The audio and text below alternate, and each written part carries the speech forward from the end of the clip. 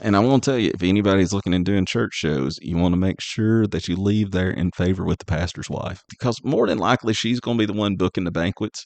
Yeah. And also, too, if she's not booking something and her husband's like, hey, let's get Brandon to come back, she's going to be like, no. You're listening to the podcast, Clean Comedy Chats with your host, Drew Davis. It's gonna be awesome and will change your life forever.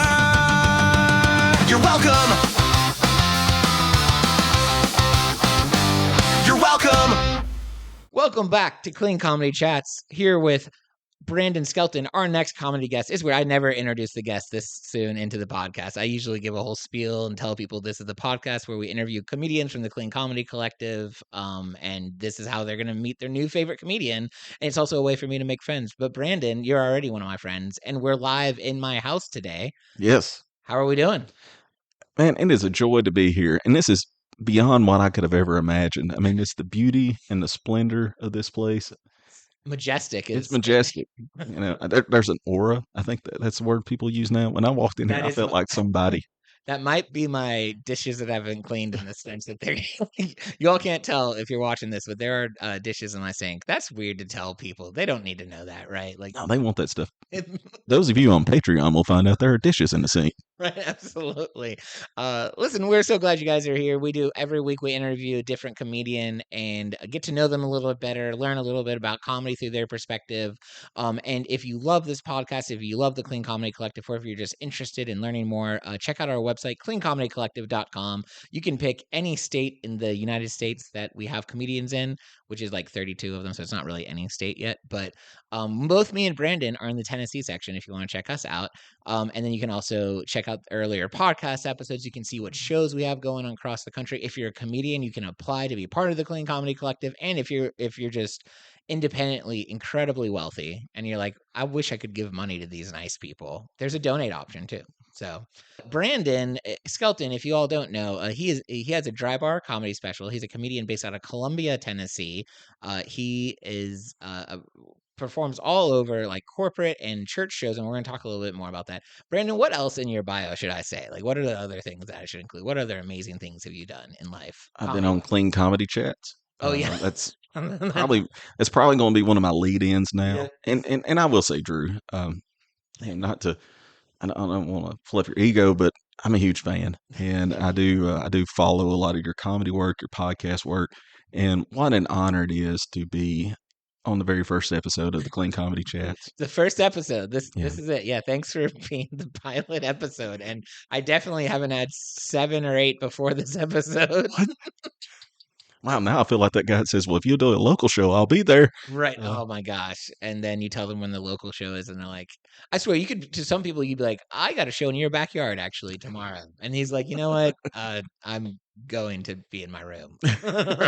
Could you mow the grass while you're back there? So, but beyond your incredible, illustrious profile that I just shared, who is Brandon Skelton beyond the bio? I mean, big thing is family. Me and my wife coming up on 17 years. So, that's quite an accomplishment.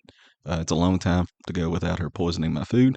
So that's Yeah. pretty cool. But no, 17 years of marriage. And then, my father as well. So my daughter's 15, son's 11. So we're kind of in that fun phase of life. One's a middle schooler, one's a high schooler. And so family's a big thing. And of course, ministry is another thing I do outside of teaching, involved in school ministry, sports ministry. So that's kind of all the things that make me click: the family, the comedy, the ministry. Yeah. Have you ever heard of the Fellowship of Christian Athletes? All right, so here's the thing. About any time I go in public, I'm wearing FCA gear, and I tell my children, I'm like Tiger Woods had to always wear Nike. I had to always wear something with FCA. It's in my contract. They're like, Dad, it's not in your contract. You don't have a contract. It's just the only shirt you have, because they were given to me. They free shirts, man. Mm-hmm. One of the questions I wanted to ask you was, because I don't think I actually know this about you, but like, how did you get into comedy? Do you remember your first show? Like, when did that happen? So there's 2 phases. So the initial taste of comedy was, I was actually in high school, and my freshman year they had did a talent show, and the talent show was basically a bunch of people singing, and they were like, we need to mix it up. So my sophomore year they were like, we're doing a variety show. Of course, I was a huge fan of Saturday Night Live back in the day, and so someone had said, we need to get Skelton to do his Matt Foley. I had never done a Matt Foley impersonation. but I guess they just assumed as a jovial, larger dude with some energy that I could just do it. So we all have that same phase. yeah, so we all have a Foley in our past, but no, so they pulled me in the classroom and the teacher that was putting it together said, do your Matt Foley. So I just went off the cuff, and I'm not going to do it here. Oh, Yeah, sorry about that. And I'll tell you why I retired Foley a while back. But anyway, I'll get to that. So yeah, did the school show. It ended up doing Foley as part of the next 3 years and got comedy gigs from it. Like there was different businesses around town. There's like, hey, come to our Christmas banquet and do comedy for us. So that was the first taste. Now I did retire Matt Foley for a very long stint when I did it at a youth convention in Gatlinburg. And everywhere I went in Gatlinburg, hey, there's the Foley guy. And then they would do their impersonation. And the breaking point was at a urinal. And I was there. And then the guy beside me was like, I know you. I'm like, no, you don't. He's like, you're the Matt Foley guy. And I mean, wait till we get to the sink, at least, have some common decency. So at that point, I was like, I can't get pigeonholed. I know how, was it Christopher Reeves felt when he became just Superman? Superman, yeah. I genuinely don't know anything else from Christopher Reeves other than Superman. So. That was my Michael Keaton moment where I was like, I'm not going to just be Batman. I need to step away from Foley for a little while. But no, so that was like, high school, early college. And then for like 10 years, I didn't do anything with it. And then I was at a Christmas banquet and for some pastors, and one of them was like, hey, come to our Christmas banquet. You're funny. I was like, okay. So I went and did their Christmas banquet, which turned to another Christmas banquet, then a Valentine's banquet. And then I was like, I probably need to figure out how to do comedy the right way. So yeah, the initial Matt Foley can only take you so far. yeah. He can open the door, but it can't keep you in the room. And so but no, so I think I was trying to figure out the year the other day. That was December 2017 is when I started doing stand-up officially, doing those Christmas banquets. So that means, I'm working on year 9 now. So okay, well, and you kept doing it. So is it fair to say you do mostly church shows and corporate shows? Is that yeah? So I had a website for a little while, ended up taking that down, but my email is still the Church Comedian. My Facebook page is still the Church Comedian because for the first 7 years, that's about all I did. The occasional I might get on a comedy show at a club with some buddies or whatever, but until the last year and a half, and working with Clean Comedy Collective. Oh, I've heard they're awesome. They are amazing. But working with you guys and working with Comedian Discovery, I've started doing a lot of like coffee shops and different venues. Actually, last year I probably did more coffee shops and theaters and things of that nature than even church shows. But then this year, a lot of my bookings are starting to pick back up in the church world. So. Right. And for anyone interested in starting clean comedy shows, coffee shops really lend themselves to clean comedy shows. Yeah. Like it's when I first started doing shows at coffee shops, I was a little nervous because most comedians who do not clean shows will tell you coffee shops are the worst place for comedy shows. But some of the reasons why they're not great for not clean comedy shows are actually the reasons why they're perfect for clean comedy shows. So if you're looking to start a show, maybe try, your local coffee shop. Yeah. And I like it too, because it's like, you put 20 people in a coffee shop. Yep. You've got a tight room. And that's a big thing. Like I've been in shows before where, there's 150 people there, but the room sits 800. Right. And you're just like, hey, everybody come forward. And then everybody's like, no, we're kind of good where we're at. And you're like, okay, all right, we'll make this work. So. And then they feel so distant from the show and they don't laugh. And later they're like, we didn't have a good time. It's like, well, you should have moved up when I suggested it. So, and we actually just did by the time this episode airs, we just did a comedy show at the coffee shop that I run a show at Sweetwater's. Brandon, how was that show?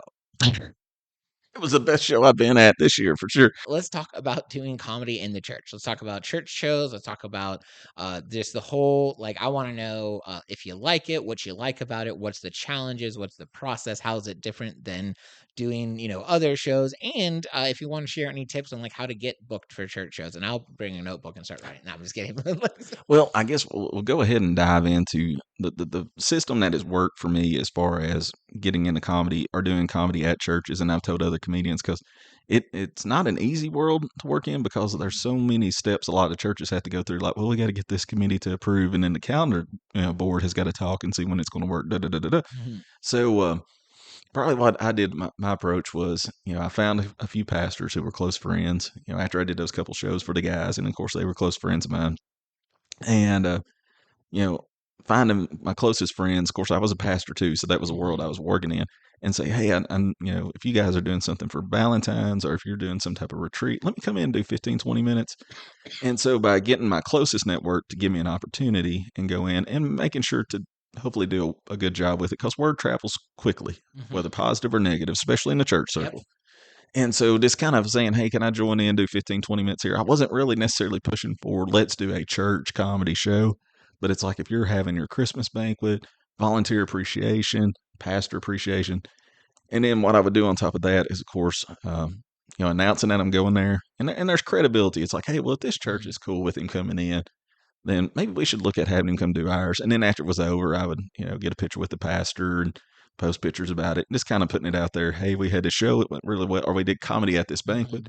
So it's kind of just the seed dropping with folks. Like, man, Skelton does a lot of pastor appreciations and volunteers and this banquet, that banquet, date nights for churches. We should get him to do ours. So Yeah. that kind of got it rolling with starting with my closest, because I have found that if you just cold call, email, like if you're just going through Facebook, like, hey, there are 20 churches in this town. There's 20 churches on this street. And you start emailing them, you probably won't even get a response. Right. So it's finding your network. And then too, a lot of times when you get booked at that place where you're like, I didn't even know anybody here, in conversation, you find out, oh, so-and-so recommended me. So, working that circle and those recommendations, and then putting it out there online to where people see what you're doing.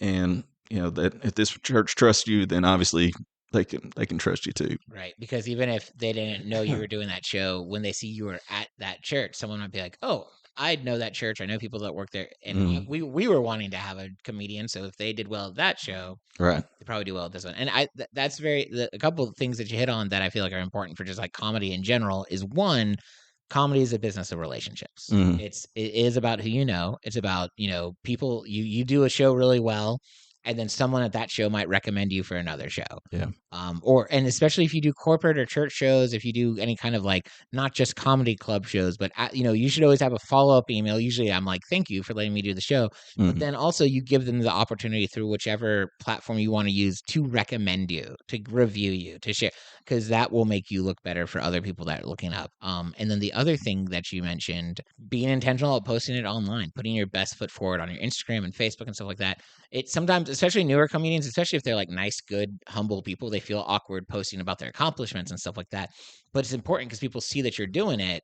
And then when they want to consider you for something, I've gotten booked before. I took a break from comedy. And then when I got back into it, I think I was doing like the World Series of Comedy. That was the first thing that I was posting about that I was doing. And then someone saw that and they were like, oh, since you're in the area, could you also come headline the show? Now, I wasn't getting paid anything for the World Series of Comedy, but it got me a booked headlining gig. Right. And so that's kind of, that's how that kind of stuff works sometimes. Yeah. And, really, of course, the nice thing is, of course, we're both bivocational kind of guys. We're doing our careers in comedy is you don't have to always be driven by what's the payout going to be. Yes. And so, like, there's been some gigs that I've done that may have only paid $100, and I probably spent that much in gas and meals to do it. But then I made a connection while I was at that show that totally like made it all worth it. So you just kind of take the steps, and then you can look back and see where dots were connecting along the way. Well, here was a cool thing that happened. So a friend of mine pastored a smaller church, and I knew it was a smaller church. And financially, they, he'd even tell me, he's like, man, we've had some families leave. We had a guy pass. So financially, we're kind of upside down right now. And I said, bro, we've already booked it. We're going to do this. I said, I'm not worried about it. So, personally, there wasn't not a pay that I typically would get in the December season. But while I was there, connected with a guy who has given our family tickets to go to Dollywood, the aquarium. Like anytime we were going to, Gatlinburg, he had a radio show. And he would do these trade-offs. So he's like, hey, if you're in the area, let me know. I might have some free stuff I can give you. So, I mean, that church show probably ended up being a $1,000 blessing to our family with all this, free stuff we made from that connection. That's so cool. So, I love that. Yeah. And it's just, I mean, sometimes, especially when you're people like us that have jobs during the day, it's not always about what you're getting paid for it. Now, at some point, if you're a full-time comedian, you're going to have to be like, well, I need to pay my bills. And I get that. But it is, sometimes you do things just because this is a cool show, or I like these people, or it'll be fun, Yeah. And then, so another question I want to ask you about church shows, I know for me with like my with my comedy, with the different kinds of shows I do, there's certain jokes I'm not going to do at a church show that I'd still do at a clean show, and then there's certain jokes I do at like a club show that I wouldn't do at a clean show, or especially at a church show. Mm. So I'm wondering, with your act in general, do you have like it? Because some comedians I know work the opposite. They say, this is my act, and if someone's going to hire me, this is the act they're going to get. Well, and that's as I say with churches, being in a church circuit is good if you play by the rules. Mhm. And I've been a pastor. I pastored for I think 15 years total, somewhere in that range. And you don't want to have to clean up, a mess after someone Right. leaves. You don't want to always have to be putting out a dumpster fire. So, you don't just, as a comedian, you don't want to go in there and see how far you can push that line. Like, now that I've been in comedy a little longer, unless it is a church that I've been into, like, there's a couple churches I've been to multiple times that they love a good political joke, then Mhm. I will drop one or two. But for the most part, I'm staying away from all things political. I'm not going to be pushing any lines really to where after it's over, that pastor's going to have to clean up a mess. Right. And so yeah, the set is built around it. But I love church comedy. But with the audience, they may not be as loud and uproarious, Mhm. or get all worked up like at a comedy show because they're paying to do comedy. Because a lot of times with church comedy, it is going to be part of another program. Right. Usually like a fundraiser. Yeah, fundraiser, or we're appreciating our pastor and that kind of stuff. So you're a 15 to 30 minute spot in the mix, Mhm. but the people are engaged. They do like it. They do laugh, but it's not. You may not get as much feedback as if somebody paid $25 to purposely come to a comedy show. And so I think that throws some guys off with comedy. Right. They're like, well, they just they wasn't into it. Like, well, bro, they actually came for the pot roast. Right. The pot roast in honor of their pastor. You just have to walk in there and tell some jokes. Yeah, you kind of have to change your metric system of what's considered success, like what's Mm. the proof of the success. And you're right, some rooms, a lot of times church shows, a lot of time corporate comedy, they're not laughing as much. They haven't been trained like as in a comedy club to laugh as loud, but they're still having a good Yeah, time. having a good Um, time for sure. And two, I always say there's the polite audience. They're going to laugh a little bit, but then they're going to settle back in because they want to hear the next joke. yeah, And you don't take it as like, man, that joke killed over here. But then for some reason they giggled, but then it's because they want to hear what you yeah, had to say next. So, they're locked in. I feel like we have to give church audiences credit because um there's a lot of barriers when you get up to a comedy show and you start laughing at a complete stranger, mm, right? Like just the act of publicly laughing is like such a vulnerable thing. mm, And so even at any comedy show, strangers are getting together and laughing together at something in front of a random person. But I feel like it's even harder at churches because they not only are they laughing, which is vulnerable, they're around people that they kind of want to think that they're good Christian people, right? So right. I notice when I do church shows that sometimes at first there's a little uneasiness, like they're gonna wait to see if that person laughs, or Mm, is the pastor laughing? Because if the pastor's laughing, I can laugh, you know. yeah.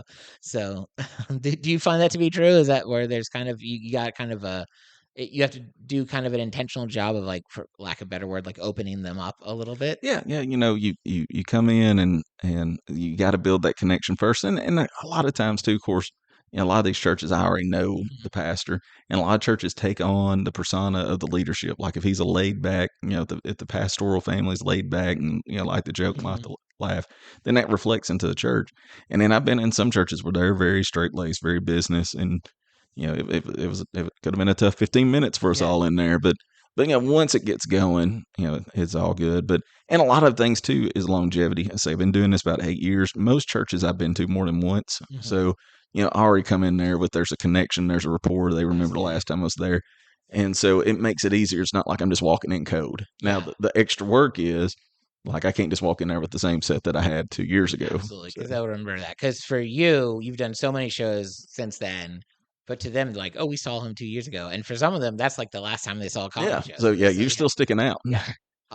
And I feel like I wanna compliment you on that's a test the fact that you're doing shows at the same church, again, is a testament to your skill and merit as a comedy for people who are interested in doing more comedy or people who are just interested in the, skill and job of comedy. I've always said it's not that difficult to get booked at comedy shows.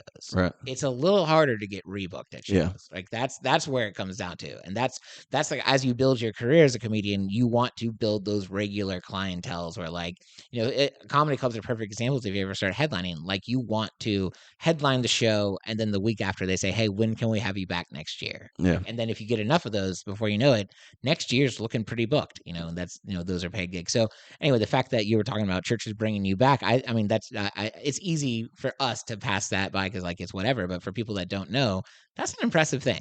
And I want to tell you, if anybody's looking into doing church shows, you want to make sure that you leave there in favor with the pastor's wife Yep. or first lady. That's so weird that we call them first ladies, but fair. Yeah, whatever title you want to go with. The queen of the church. The queen. Yeah, you want to make sure the of queen's good queens. with you because more than likely she's going to be the one booking the banquets. Yeah. And also, too, if she's not booking something and her husband's like, "Hey, let's get Brandon to come back," she's going to be like, "No, I really didn't like him last time. Yeah. Made us uncomfortable." So, you want to make sure that, like, I'll be early to the show because I'm all about, I say, connecting with people. I'll get there early, hang out with them. I'm going to hang around afterwards. I'll help them clean up. Yeah. They'll let me help them clean up. But just giving them a good all around experience to where they're like, we want to bring this guy back and we can trust him with our members that he's not going to push any lines, offend anybody, all that kind of stuff. Sometimes you're going to say something that might make somebody uncomfortable just because, but you don't go looking for those opportunities. Yeah. I was going to ask you too, because I feel like most of the times when comedians talk about church shows, the general way the conversation usually goes is like they're fine. Most people are like, my favorite part about doing church shows is like the paycheck that comes with it, and then you just kind of accept that it's going to be like a less good experience. Like this for a lot of comedians, I'm not saying all of them. It's like this is going to be a less fun, good experience, but at least it pays or it's a gig or stuff like that. But you, as someone who enjoys doing church shows, I'm curious. What's maybe like one of your favorite things or things that you really like exclusively about church shows? And I'm gonna exempt the answer about like paychecks, like that because that's what everyone will say. They'll say like, I don't like doing church shows, but I like getting paid to do them. So like you as someone who's more of a fan of that world, what are the things that you really enjoy about doing church shows? One thing, all right. So one of the things I like about church shows, I see comedy as a ministry, especially now that I'm not pastoring. I've kind of leaned into it more of people need humor. And I found with a lot of my church shows, because people are used to giving testimony, at a church. So I've had church shows more than any type is I will have people come up to me afterwards and say, "Man, I needed this tonight because," and then I'll share what's been going on over the last week or two. Because in a church environment, you're comfortable being a little more vulnerable. Of this is the struggle I've been having. So this comedian shows up, and you've been having a rough couple weeks because let's say there's been family illness or work situations or whatever. And then this guy comes in, and then for 30 minutes to an hour, however long they give me, they can put that stuff down and just laugh. And that's one thing I really like with the church show is that people coming up to me afterwards, and just kind of that reminder of the fact, hey, this was more than a paycheck tonight. Right. This was giving people an opportunity to forget about the junk that's been going on and just have a good time and laugh. The other night did a show, and some people tell me afterwards, one of the ladies had been with them. It's been a rough couple of years. Her husband had passed. And they said she sat there and just laughed the whole time. And she was saying this was something she has not experienced since her husband's passing. And just a reminder. Yeah. And I'll give you another one and tie in how comedy works. So I did a class of 1960 reunion. You can already tell that's going to be fun. Yeah. Sounds like it. Yeah. So, but the lady who had booked me had actually, her husband had passed, and it had been about 2 years after he'd passed, and she was at the Huckabee show the night that I opened on the Huckabee show, and she said it was just the first time she'd really laughed since she'd went through that, and she's like, I want to get this guy to do our reunion. So this past year I did that, and she was an amazing lady, and I realized she was the one paying me, not the class of 1960, and she wanted an hour. I ended up doing about 40, 45 minutes, but half that time the crew was checking out on me. I mean, the sugar was dropping after the desserts, and some of them, they didn't wear their hearing aids in the first place. I asked her afterwards, I was like, did everything go well? She's like, oh, the ones that could hear you enjoyed it. I was like, so half the crowd. But the funny thing was, so there was this lady that got up there, and I should have knew she would set me up because I do this to people. So before she went up there to talk after my set, she's like, now your name was Brandon, right? I was like, yes, ma'am. And because I do this to people, I make sure I get the name, and then I go up and I might have a little fun with them. So she gets up there, and now she's 78, 79 years old. She's like, well, I had something I was planning to say, but he talked so long I forgot it. And then which was funny. But then she like threw like 5 or 6 more shots at me to the point it was getting awkward in the room. People were like, "Man, she must personally hate this dude. Like, Yeah. what's going on here?" But now Miss Zola, though she was a sweetheart, she was the one that booked me. I say because she had such a positive experience, so she brought me in and got to do that. But yeah, going back to church shows, I do love that people feel open to come up and say, "Hey, here's been the struggle, but this really helped tonight." Yeah, I love that. And I got a good advice about churches from one of our mutual friends, Moody Malavi, about how, like, especially when you're headlining, but anytime you're performing at a church show, it's such a great opportunity to share about God in some kind Yeah. of way. Whether it's part of your routine, as you mentioned, something that relates to it. And usually when I'm headlining, I add a little bit of inspiration to it. Or, like, I think more often than not, it's like talking to people after the show. Yeah.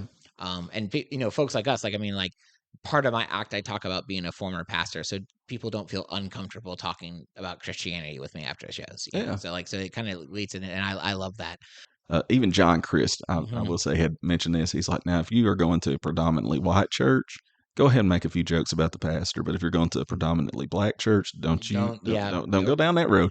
But even in picking at the pastors, I found, as long as I don't get too personal, but I maybe throw one of my favorite things to do. I like to find out who their favorite sports team is, and somewhere in the mix of the set, I'm gonna make a joke about their team. That's good. And Yeah. and everybody gives him a hard time about it, but it wasn't like I personally went after the guy. I just picked on him that he's a big Dallas Cowboys fan or whoever it might be. Yeah, So that's smart.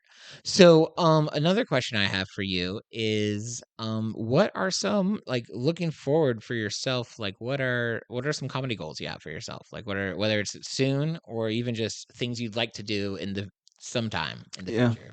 Well, one of the things, so I'm starting to push into a little bit and got some shows lined up to do. Part of I'm part of a church organization, United Pentecostal Church. And one of the things that we do within the UPC is called Move the Mission. Hmm. And it's a fundraising ministry that we have, and it goes toward like getting vehicles to foreign missionaries. There's a children's home that we sponsor called Tupelo Children's Mansion, and there's a boys' home called Lighthouse Ranch for Boys. Cool. So under this umbrella of Move the Mission. It helps fund those things. And so I've been reaching out to some churches, and I've got about 3 shows lined up over the next 6 weeks to where we'll go in. And I just told them, it's like, hey, here's the low fee I'm going to set. Like, just, pay me enough for my time, my travel, and I'm going to promote the show for you. But really, I'm just wanting to get up there, use my gift of comedy, and help, raise funds for this Move the Mission. So that's one thing I'm looking forward to. And hopefully these next 3 will go well enough that other people be like, we want to try that too. So Yeah. kind of goes back to just getting booked at churches. After I do these first 3, if I can get online and say, hey, this church did this, went really well, we raised this much money, then others might be like, okay, someone else has tested the waters, let's do this. Honestly, I feel like that I've learned now what a difference that makes with my own, like, entertainment stuff. Anytime I make an electronic press kit for someone, I'll post about it online, where mostly comedians are seeing my stuff, like, on my Facebook or Instagram or whatever. And then someone else will reach out, like, hey, could you make me one as well? Yeah. And, like, I always ask permission first, like, hey, this helps me get more business. Can I post that I did this for you? And no one's ever been like, no. Don't you put my kid out there. Yeah, I don't know what I would be like. Okay, well, just delete it then. No, I'm just kidding. But so I do think there's something that is a very effective way of marketing yourself. So good job on that.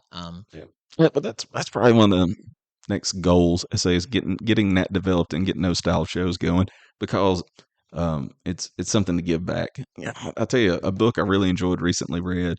His name is Michael Jr. He's a Christian comedian. Yeah. And his book is Funny How Life Works, but he talks about his journey. But one of his big things he's always pushed is, laughter is a sign of hope. So we're hope dealers. Yeah. And, the more I'm into this, and I'm very happy. Now, here's one thing that's nice now compared to maybe times past. There's been times past where I wasn't as happy with my job outside of comedy. So it put the pressure on comedy, because I was like, well, I need to get this to the point.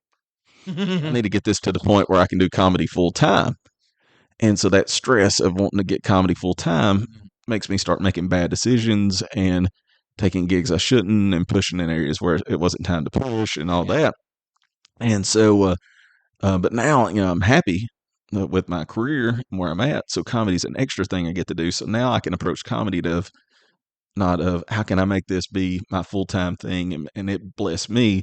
I can look at comedy more like, okay, I've got this Saturday open. How can I use that Saturday to go somewhere and leave it a little better than I found it? Yeah, I love that. And I was gonna ask you questions about balancing your day job and your comedy, and and I feel like you shared a lot of wisdom already, but I just also want to say, when I recently was going back into having a day job and not being a full-time comedian, for many of the reasons you mentioned about the Mm. stress of this is my whole thing, it's making me not as happy and making decisions maybe I shouldn't because I feel like I have to. And there has been a lot of liberation for me personally in having the day job. And you were very helpful in that. Well, Hey, first you were terrible. You were making jokes about how now that I had a day job, the Clean Comedy Collective was going to die. You literally sent me tombstone messages of the date that I started my job was going to be the death of the Clean Comedy Collective. folks, this isn't a joke he's coming up with on the spot. There's documented proof of these things. So. True. It was so. I appreciated that because it made me inspired to keep going. And that, but you also shared a lot of wisdom about how when you have your regular 9 to 5 job or whatever your day job is, like it frees you up emotionally to Mhm. do comedy and be less stressed about it. And I've seen that to be true. A nice thing is when you're, I say, you got your mortgages met, Mhm. rents met, you got your insurance, whatever. You can actually be supportive of other comedians because when you're Yes. doing it full time, I'm competitive, and so if you're doing it full time, you fight that being able to celebrate others because you're thinking I should have got that gig. Yes. But when you're just like, you're working it into part of your flow of life as an additional thing to your job. You can be excited for the guy that Mhm. gets the other gig because it's like, well, I'm still putting groceries in my refrigerator. He didn't take them from me, but if it's all you've got going, I mean, you got to get every gig you can. Yeah. You get in that comparison trap, and two, I mean, comedians, you have to have a bit of ego. I mean, you're Absolutely. getting on the stage asking people to give you 15 to an hour, 15 minutes to an hour of their attention. So you can fall into that ego trap and be like, I am so much better than that other comedian.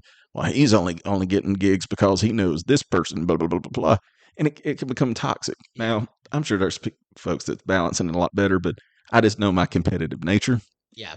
and so I love the fact that since I'm happy with my job and I'm doing comedy. And it's not like I'm trying to get out of teaching to do comedy full Mhm. time. I can get excited when I see other guys getting booked. Yeah, that's true. And so for a lot of people who are always like, man, I want to, if your goal is, I mean, it's okay if your goal is to eventually become a full-time Oh yeah, comedian, absolutely. but just so you all know, like, it's okay not to be a full-time comedian. And for some of us, it might be better. And, I go backwards and forwards for me personally, but like, it is, there's a lot of blessings to being a not full-time comedian. Well, you got to know you and yourself, and I know how I'm wired too. I need a job that says this is the end of the day Yeah. because for me, it's hard for me to flip the switch off. Even as I'm a fully engaged father and husband, but also too, there's that thought like, well, part of being fully engaged as a husband and a father is I got to provide, Yeah. and so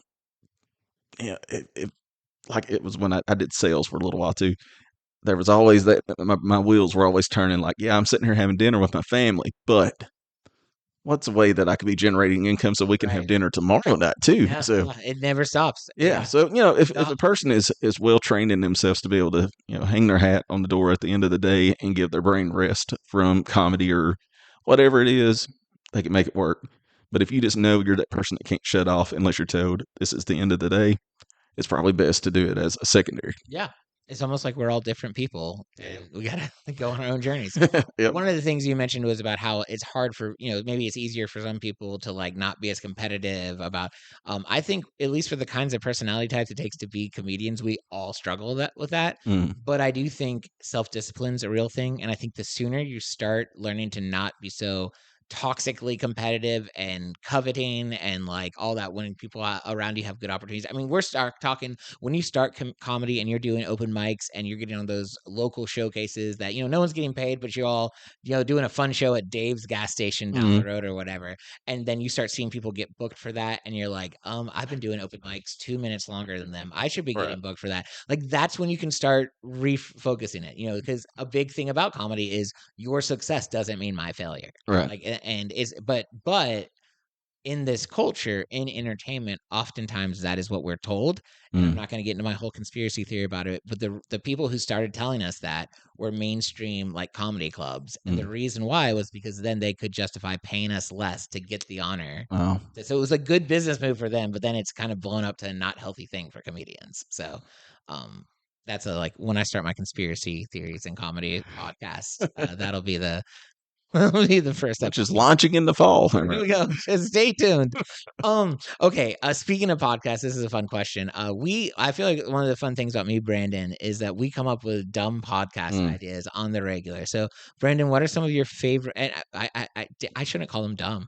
That was let me rephrase that. I feel like Shenanigan. what we do is we come up with the best podcast ideas ever in creation, and they haven't been created yet. So, if you're looking to start a podcast, boy, do we have some sales pitches for you. Well, I tell you what, I will say the one that we mentioned earlier because you had mentioned that. Yeah, that was a good. That might be the best one. I wouldn't start with that one because it's a tough one. Yeah, I'll hand that over to you because we're not competitive here. All right, we're two brothers going. We're rowing in the same boat. We're rowing in the same boat. But probably the first podcast idea that came up with that will never happen is there was like a 3-day run there where we were doing shows. We did a show in Gatlinburg. Did we do Sweetwater first, then Gatlinburg? Sweetwater's and Gatlinburg, and then then we finished out in Smyrna. Yeah. So we had a lot of time together and some travel time in that weekend. And so, just talking about our beliefs and things. We're both in ministry, but I'm more conservative, you're more progressive. And I was like, we need to come up with a podcast. It's the Lord. He's like, I'm going to kill this mic. Be careful. Yeah. I was like, we need to come up with this podcast where it's the progressive minister and the conservative minister, and we're just like totally going at those topics that are extremely controversial. And every podcast ends with a fight, and we say we're never going to speak to each other again. And then next week we're like, well, folks, welcome back. Absolutely. And I even came up with a name. I'm of course with your Italian heritage and I don't know what it is. We're both gentlemen who are blessed with a lot of hair. And so since these are going to be very controversial topics, it would be called It's About to Get Hairy. I love it. That's a great one. So that's coming out in the fall as well. It's About to Get Hairy with Drew and Brandon. Then the other idea we had was talking about just doing a podcast at a comedy show while the comedy show is happening. 100%. And it would be one of those things. It would be the most annoying thing for the comedy show. They would hate it. Because we're over here just chatting while they're full setup, like we got like right here, like full setup. And in the background, you see the attempt of the comedy show. But here's the thing: they would never cancel us because we are gonna obviously be more successful than the comedy show. So everyone who comes out to watch us is paying tickets for their comedy show. And every now and again in our podcast, like, guys, we're so sorry. There's a comedy show going on right now. If it's hard for you to listen, like we apologize. So. Did we come up with a name for that one? I don't think that one needs a name for sure because that needs to happen. I mean, just a guy out there just working, trying to do his thing, and then here we are, just two obnoxious dudes with a full setup, and even our fans like, I think it would be great, and of course, obviously, we're at a status where we can critique other comedians, of course, yeah, and right in the middle of a set, be like, hey. Yeah, we're going to take a break from our podcast here for just a moment, friends. But we're going to help this guy punch. Let me move back over. We're going to help that guy punch that joke up. So yeah, I think that'd be great. And they would be so receptive to it. They would love it. I think here's a podcast idea that hit right in the moment is after every great comedy show or even really bad ones. Keep going. Sorry. You have people that come up to you and they will tell you a personal story of their own that is funny to them. Oh, yeah. And then they will always finish with, you can use that in your set. I think that could be the podcast name. You can use that in your set. It's just us sharing what people told us we can use in their set. I love that. Because, you're sitting there listening like, it is a good story. It's funny for them. But for the most part, you up there telling this other person's story, no, but. Yeah, no, and so many of them. Okay, it's nice when they're funny, but sometimes they're telling you that, and you're like, I could not use that in my set. Like that would not work at all. Well, we're gonna get to the Ask a Comedian portion of our show.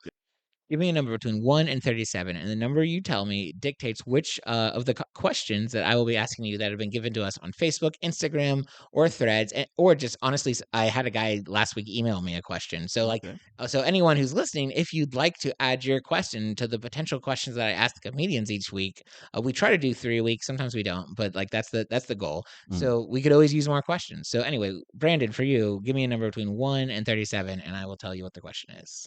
23. That's in reference to Michael Jordan, who is the GOAT of basketball. He was a pretty good baseball player too, right?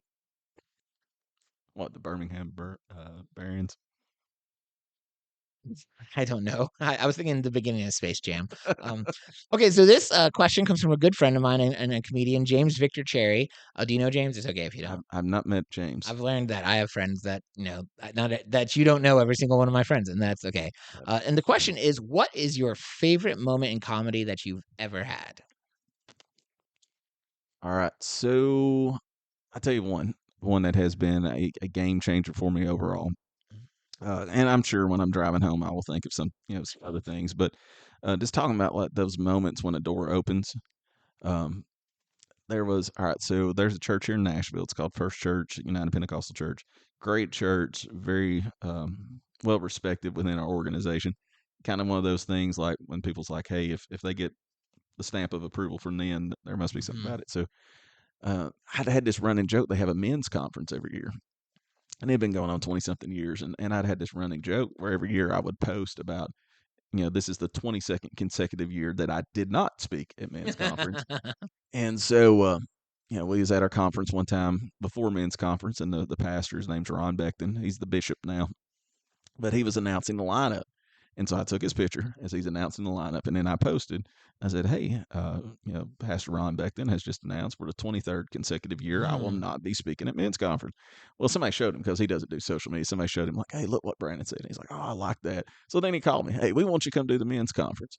And so, but that was just such a breakthrough moment because as a getting that visibility because you have about 1,000 guys there, a lot of pastors, but also too just the fact that being allowed to be part of that lineup. And I just got up Right. there for like I did about 12 minutes and it went really well. That's And cool. so this year he's actually already lined me up to do it for the 5th time. Oh, that's cool. Yeah. So but That's so cool. Did you, when you first got a word that you were going to do it, did you post like an opposite post like, guys, I'm so sorry to announce I am going to be sharing at the men's conference? my consecutive streak is now broken. So, Um, life's full of disappointments, and here we are. thing. And then, not to dive into another long story because I think there's another question or two. Yes, big moments was being on the Huckabee show. That was huge because I was, I really liked Huckabee and what he did and how he did his show. So stumbling into that opportunity, they had actually booked a couple friends of mine, Austin and Leah, but they couldn't be there. So they were like, "Well, get Brandon." So That's awesome. going on and doing just that, I think it was like a 6-minute set. It went really well. I sent that set into Dry Bar. That opened the door to do the Dry Bar comedy special. And now the Dry Bar comedy special was not my best set. I mean, I will say, I'm Southeastern church humor guy, so put me out west with Mormons. There was some jokes I didn't Right. get to carry with me, and I wasn't ready yet. That goes back to that thing of pushing when I shouldn't have been pushing. But I was just trying, and it was good. I'm a lot more at a place now where I could do a better set if I went out there. Yeah. But I reached out to them and they said, "Well, when you pay off that first production cost," I was like, "Well, I will not be coming out there then." So, That was my next question: is if there's going to be a sequel Dry Bar? yeah, not And not yet not because yet. we're a long way from production costs being paid off in the first round. That's fair. That's when you get those churches to sponsor your Yeah. next Dry Bar special. I think that's good. Well, that is very true, and it's so. I love that how you talked about how like the opportunities led to other opportunities and doors opened, and that's often how it works. Is sometimes something that you may not even think is that amazing, or like a cool opportunity, or maybe you think this is a one and done thing. Mhm. It opens up to something else. So that's cool. Yes, So, sir. okay, give me another number. 1 2 what did I say? 37 was the first time. 1 to 37, but without 23, Michael Jordan's number. Let's go 16 for Joe Montana. Okay. All right. This question comes from a Clean Comedy Collective comedian, Joe Whitey, and her question is, where's your favorite place to share comedy? To share it. I don't know if that means like a show or a Venue. venue, or maybe just like in the bathtub when you're, I don't know, like.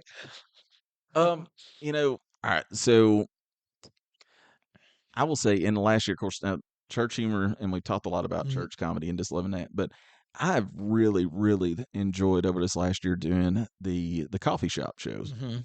Because it's a close knit setting. Doesn't take a lot of folks there. Usually it's people I've never met. They've never heard me. And we just kind of walk in there as two strangers and leave as best friends. But no, I've really enjoyed doing the coffee shop humor or comedy shows. And that definitely has moved up the list. And it's got me too now, of course. All right. So I'm a church planner or, had done church planning. I don't pastor now.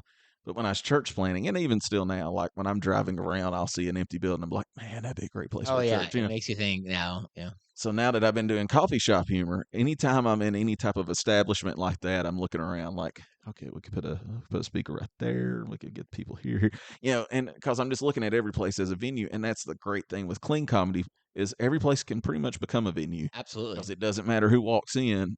There shouldn't be anything said that's offensive or divisive or those kind of things. So any coffee shop, which I know with a lot of the coffee shops shows is we're doing them after hours. Like the place shuts down at 2 o'clock because most people shouldn't be drinking coffee at 8 o'clock at night. But so most times they shut down early and they open up just for the show.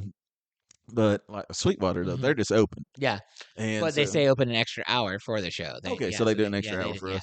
But they know with it being clean, if folks just walk in, it's not going to be a big deal. Yeah. You're not going to be saying things to make the dog gag. So Yeah. coffee shops have definitely become one of those favorite places of mine to do comedy. I love that. I feel like I enjoy coffee shop shows. I still like the places with the huge crowds, and oftentimes, coffee shops you can only get 20, 30, 40 people. But what I do like is when it feels full, even if it's, 20 or 30 people, it's like you said, you have that intimate. You like by the end of the show, you feel like you know everyone who's in the audience. What I like to do is I like it when it's a full room and lots of people, but I like to be able to look around and see the faces of everyone who's performing or not performing, watching. Right. So. Yeah, and that is the cool thing is you can read the room, you can see the room. And I'll say like in the last year too, I got the opportunity to work more theater shows. And that was a cool experience. One, it was a confident booster for me. It's like, okay, if I can hold my ground here, I should be able to hold it in other places. And I'm working those bigger rooms and in front of more people, but also too, just the expectation when you walk on the stage at a theater is different than when it's not as just the chill lay back. And Did you prefer the chilled laid backness of the coffee shop shows or because I feel like I love theater shows. I love walking at the end of my set feeling like a rock star because you hear the laughters are just louder. It is to a degree, it's kind of easier because they came here on purpose. That all the seats are directed to there's a lot that's going for you at a theater show. Did you like that kind of maybe better than the coffee shop, or do you like the intimate because you can't see everyone at a theater show? Right, and that was the thing. So yeah, I liked the coffee shop setup, and of course I enjoyed the theater too. But that was one thing that was kind of lost. Like one of the theater shows, they dropped the light so much I couldn't see anybody out there. Yeah. I didn't like that because I'm like I can't tell what's going on out in the room. I'm just having to go off of the feedback from the laughter, but I'm not getting to see the response. And two, if the lights are up just enough, you can see where a joke hits somebody. You can take a little minute and kind of navigate that. I did learn a cool trick when you're performing at theaters because you're right. You can't see everyone. Usually there's the bright lights and you can see the first few rows. But sometimes we have jokes where when we're in a coffee house, we can point to someone and say a tag that has to do with maybe how they took the joke or whatever. Right. What I do now, if I ever do theaters, is occasionally I'll point far back, where no one can see it, as if I see someone, and I'll make that same joke as if I was directly talking to someone. And this was a tip a comedian gave me because then what happens is 10 people think that I was talking to them. That's cool. Well, Brandon, thank you so much for being on this podcast. This was a good chat. Is there anything you want to promote or tell us where we can find you or tell us just, anything you want to tell us? The floor is yours now. Okay, this the quick Instagram's probably where I put the most effort in now as far as posting things. Because in the Facebook world, sometimes you get lost in the algorithm shuffle. So it's just comedian Brandon Skelton on there, and of course I post the different shows. But got some cool stuff coming up. Going to be at Just Love Coffee tonight, which by the time you listen to this, it will be last week. That's fine. But I also need to promote that show tonight on our Clean Comedy Collective things. I was like, what did I forget to do today? Oh, promote the show that you're on. Sorry, if nobody comes, I'm partially responsible. Hey, that's all good. But Brent Daniels does one there the third Saturday of every month. So even though you won't get to go there because you heard me speak about it to hear me, next month be sure to make plans for that third Saturday. And then what is it? The last Thursday of every month. Of the month. Yep. There's the Sweetwater show there in Nashville. Going to be on there with you guys, but that's just a fun show every month. So yeah, this really what you got to do is get on Clean Comedy Collective, check the shows. Yeah, there you go. And if it's okay, since we're two non-competitive guys, I'll talk about another group that works clean shows. It's Comedian Discovery. Yeah, that's right. Josiah Burke, he has a website, Comedian Discovery, and has a lot of shows. Of course, they do clean and blue as well. They do a mixture of both. But I've got several shows coming up with him. Say those church shows that we got. in the lineup for April and May. So that's two big things: Comedian Discovery, Clean Comedy Collective. Check the shows. I get to be on several of those from time to time, and I appreciate those opportunities. And if you're listening to this or watching it on YouTube, if you scroll down to the episodes notes, there'll be a link to Brandon's Instagram, and then you can see like the shows he's on. You can also, I'm sure it'll also connect you to like the Clean Comedy Collective Instagram or the Comedian Discovery Instagram, which I echo that. They're also great. Comedy friends like me and Josiah, who runs the shows there. We text backwards and forwards enough where I feel like I can say we're friends. Man, you already told them about the cleancomedycollective.com. That's where you guys want to go to check out our next Sweetwater show, when our next Just Love coffee show. We have a bunch of other shows across the country. If you're a comedian and you're interested in being part of the Clean Comedy Collective, there's the submission form you can do there. If you want to join our Patreon, we have all of our episodes. We keep to an hour or less for when we actually post it on the free things. But if you want to hear our complete interview, the awkward silences, and where I've forgot what my next question was. There's even been, in some cases, there's been on Zooms where the comedian's child comes out and makes dinosaur noises. There's been one time we just cussed and got into a bar fight. That actually never happened, but maybe it did, and I'm lying to you. I don't know. But we have a lot of extra content in our episodes on Patreon. It's a similar podcast. It's called The Complete Clean Comedy Chats, and it's literally that. But just thank you guys so much for listening. Thanks for chatting with us, and we'll see you next week. You're welcome.